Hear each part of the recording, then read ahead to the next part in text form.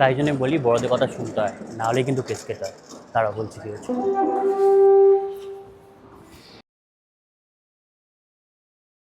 ব্রেকআপের পরে এটা আমার প্রথম tour, dream destination Europe, specifically Finland and Norway. তো সেইভাবে খোঁজা শুরু হলো। ভিসা এজেন্ট 3-4 জন, না 4-5 জন আই গেস। ভিসা এজেন্ট বললো যে আমার হবে না, মানে আমার দ্বারা ভিসা পাওয়া যাবে না।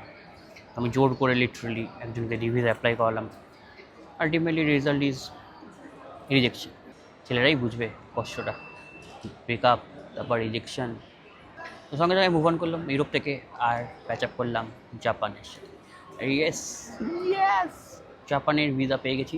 আজকে এখন কলকাতা এয়ারপোর্ট, তারপর দিল্লি থেকে কালকে পৌঁছচ্ছি টোকিও।